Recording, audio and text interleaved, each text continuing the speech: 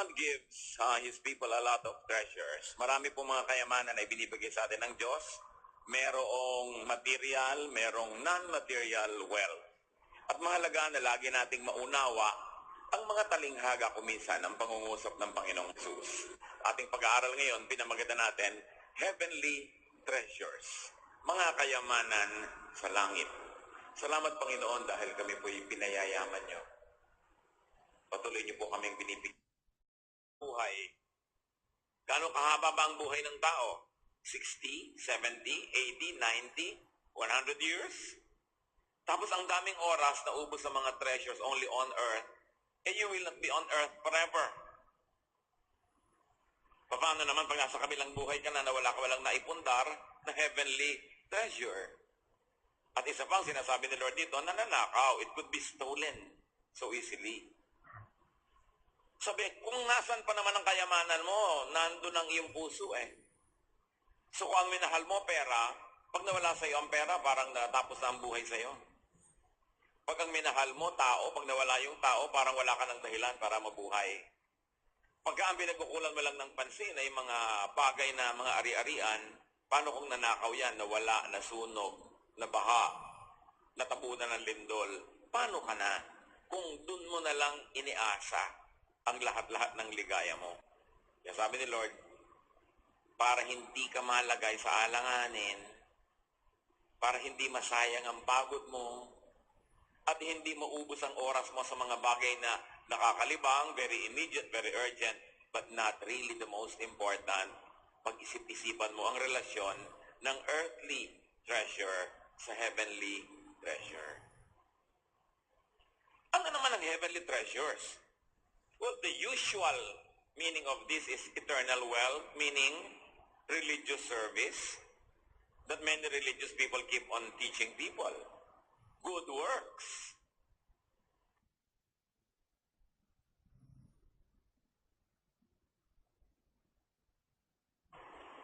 Pag sinabing heavenly treasures, agad-agad, automatically, ang meaning yan sa maraming religious people ay paglilingkod sa Diyos, paglilingkod sa kapwa, pagtitiis, pagpipigil sa sarili, pagtitimpi, para maging banal, para makatulong sa kapwa, para gumawa ng mga dakilang bagay. In other words, the usual meaning that people attach to heavenly treasures is good works. Isinasama na rin ng iba yung mga pagdodonate sa mga kawang gawa, sa mga relihiyosong gawain, sa mga mabubuting mga proyekto. Pero may isang kahulugan, ang heavenly treasure, na parang hindi nabibigyan ng pansin at bihirang maituro at bihirang maunawa. That heavenly treasure could also mean spiritual state. Kalagayan ng espiritu, hindi doon sa kabilang buhay, kundi dito sa buhay na ito. Kalagayan ng nadarama, ng iniisip. Bakit nga ba kasi naging ang usual na kahulugan ng heavenly treasure ay yun lamang nasa kabilang buhay? Because we associate the word heaven with anything that happens only after death. Pero ang prayer nga na itinuro ni Jesus, Thy kingdom come, Thy will be done on earth as it is in heaven. Na ang sabi ng Panginoon, mananalangin kayo, panalangin niyo sa Ama na ang kalooban niya maganap dito sa lupa, gaya ng ito ay nagaganap sa langit. In other words, a piece of heaven narito sa lupa ang kaharian ng Diyos dahil naghahari sa puso mo at sa sarili mong buhay. So yung unang kahulugan ng heavenly treasure is puro ka paglilingkod, puro ka pagbibigay, paggagawa ng mabuti para makapag-deposit ka ng treasure in heaven na magiging gantipala mo pag lumipat ka dun sa kabilang buhay. That is the usual interpretation, and it's not a wrong interpretation. But it's not the only meaning of that. Because another meaning of treasure in heaven is, nandito ka sa lupa, pero para ka na rin nasa langit. Kasi naghahari sa iyo ang Diyos. In other words, these treasures, spiritual state, kalagayan ng puso, emotional feelings. Peace, halimbawa, when you are peaceful, para ka na rin nasa langit. Tingnan niyo yung mga tao, ang gulo ng buhay. Sabi niya, ang gulo ng buhay ko, impyernong buhay to. Kasi ina-associate naman nila yung impyerno sa gulo. So yung kabaligtaran ng impyerno, langit, i-associate mo sa kapayapaan, katahimikan. Another meaning of heavenly treasure is restfulness, ease, comfort. Yung payapa ka, nakapahinga ang iyong kalooban, maluwag ang iyong paghinga, tahimik ang iyong buhay, contentment. Para ka sumaya, kailangan mo ng maraming earthly treasure, pero meron pang isang pagsaya, yung kontento ka, dahil ang nasa iyo, heavenly treasure. Joy, happiness, cheerfulness, lightness of feeling. Lahat ng mga very positive things na magaan sa dibdib, masarap sa pakiramdam, this could also mean heaven. Kaya anong ibig sabihin pagka sinabing ang pahalagahan nyo, huwag earthly but heavenly treasure? Aside from the first meaning, na huwag mong pahalagahan lang ang pera o mga material na bagay, pahalagahan mo rin yung spiritual, may kahulugan din yan that do not prioritize material things over spiritual and emotional well-being. I will cite a very, very common example. Mag-asawa kayo, nagmamahalan kayo, pero ang kita nyo dito sa Pilipinas, parang hindi na kayo magkakabahay, parang hindi na kayo magkakakotse, parang kulang sa mga bagay na higit sa pang-araw-araw na pangangailangan. Magde-decide ngayon kayo na ang isa ay mag-a-abroad, o pareho kayo mag-a-abroad na magkahiwalay pa, para mabilis ang pagkita. Ito yung point. Anong inuna ng mag-asawang ito? Earthly treasure. Hindi masama, kasi kailangan din yan. Kung magpapaaral ka ng anak, meron ka kailangan bayarang utang, kailangan makapagpundar ka naman ng bahay. Earthly treasure. Anong nawala? Heavenly treasure, which is peace of mind. Dahil ngayon, nagsisimula ka ng mag-isip kung sinong kasama niya habang wala sa feeling mo. Nagsiselos ka na. O kaya, ang lungkot mo. So, nawala sa iyo yung heavenly treasure, which is peace of mind, joy, inner happiness, kasi inuna mo yung material happiness o material or earthly treasure. Hindi natin dinidemonize o minamasama yung pagtatrabaho sa malayong bayan para mag-survive. We are just giving it an example na ang couple pwede mamili. Anong pipiliin ba natin, daddy, mommy? Magkasama tayo na nagdidildil ng asin? O magkakapera tayo pero magkahiwalay? So are we going to choose between peace of mind, happiness, and emotional contentment being together? Or another kind of contentment which is premised on material things, on money, on income, on prestige? At sabi ni Lord, habang kaya ninyo, ang piliin nyo yung heavenly treasure. Pwede kang magnakaw sa kumpanya. Pwede kang mandaya. Pero nababaghabag ang iyong konsyensya. Labag sa iyong kalooban. Anong pipiliin mo? Tahimik na kalooban o matabang bulsa? Yun ang sasabing, do not gather for yourselves treasures on earth at the expense of your heavenly treasure. In other words, the Lord, in a very sophisticated way, is teaching people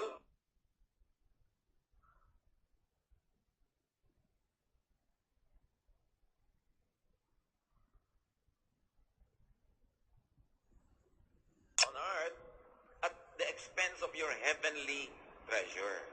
In other words, the Lord, in a very sophisticated way, is teaching people, marating sa inyo ang ganito mga pagkakataon, value heavenly treasure. And what is heavenly treasure? Yung magkasundo kayo, tahimik ang loob nyo, hindi kayo nagugulo, pinapasimplify nyo lang yung life. Do not prioritize money or possessions. Even physical pleasures and even pride over peace of mind. Okay, may asawa ka, heto ngayon si Tukso. Talagang siguradong papayapa ba ako o gugulo? Mapapahinga ba ako o mapapagod lalo? Hindi trabaho ng katawan ang pinag-uusapan, loob. Yung napapagod na katawan, dapat talaga magtrabaho at mapagod. In fact, malaking laban sa inip yung mapagod kasi tulog ka na. Blessing. Ang lagi naman naiinip, hindi mapagkatulog dahil lagi nakahiga. So, napakahalaga na hindi natin iniiwasang mapagod ang katawan. Kasali yun tamang pamumuhay. Pero yung pagod ng loob, pagod ng isip, yan ang dapat iwasan. Kasi sinasabi ni Lord, simple na lang para tahimik. Para payapa. Ngayon, kung kaya mo na complex, kaya mo na maluho, kaya mong big thing ang ginagawa mo, at the same time, hindi naman nawawala yung peace of mind mo, edi sige. Pero kung ang number one masasacrifice is peace of mind, quietude, calmness, wag na lang. Dapat na lang contentment. Ang tao dapat marunong na matuto ng contentment. Do not prioritize things over contentment. 1 Timothy 6:6-11. And religion does make your life rich by making you content with what you have. We didn't bring anything into this world, and we won't take anything with us when we leave. So we should be satisfied just to have food and clothes. People who want to be rich fall into all sorts of temptations and traps. They are caught by foolish and harmful desires that drag them down and destroy them. The love of money causes all kinds of trouble. Some people want money so much that they have given up their faith and caused themselves a lot of pain. So, itinuturo dito yung contentment. Ang mahalaga daw na itinuturo ng pananalig ay yung matuto ka makontento. Huwag ka nang masyadong magpa-complicate ng buhay. Ang sobra daw na huhumaling sa salapi ay parang nasusuot sa maraming traps. The desire to be rich plunge men into ruin and destruction. And they do many things that hurt themselves. Kaya ang napaka-importante, treasure in heaven. What is important in life is joy, happiness, cheerfulness. Priority yan. Pagpayapa ang iyong loob, tahimik ang iyong puso, masarap ka matulog. Halos 5 taon. Mayaman na siya nung araw bago kami hindi nagkita at lalong yumaman after 5 years. Tapos sabi niya, nagkita kami, "Hoy, ang yaman-yaman ko na." Pero hindi niya bangan sa amin kasi factual naman kami mag-usap. Sabi niya, alam mo, yung dati kong ganitong millions, na triple na. Yung ganito kong yaman, dumoble na. Dami niya sinabi. Sabi ko, okay, pero mula ba nun, nadagdagan ang kinakain mong steak? Sabi niya, hindi. Kasi may edad na tayo, so masama naman ang sobrang karne. Nadagdagan ba ang tinetake mong wine? Hindi rin, kasi maraming sugar Pinabawas-bawasan na nga. Yung kama mo ang laki-laki, dinoble mo ba? Sabi, paano ko pa dodoblehin yun? Ang laki na nga nung kama ko. Yung kotse mong 3, dinamihan mo ba? Sabi, more than 3, aanin ko naman yun. Sabi, bakit ka ba nagpayaman? Wala naman pala nadagdag sa buhay mo. Meanwhile, nadagdag ang alalahanin. Nagwe-welcome mga empleyado doon. Kinikikilan sila dito sa ganung probinsya ng mga kung sino-sino doon. Hinihingan sila ganito ng ganyan. In other words, dumami ang gulo ng buhay niya. Although dumami talaga yung pera. Pero hindi naman dumami yung saya. Hindi lahat ng yumayaman, hindi dumadami ang saya. Okay? Meron naman talagang dumadami na, yumayaman pa. Okay yun.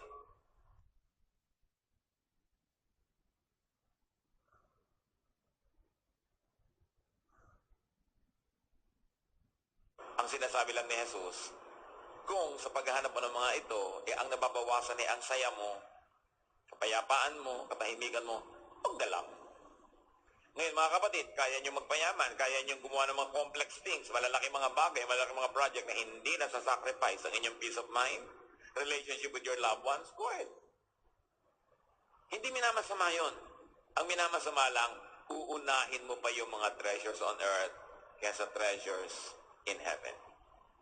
Kumusta kayo mga kapatid? Ano mga treasures natin dyan?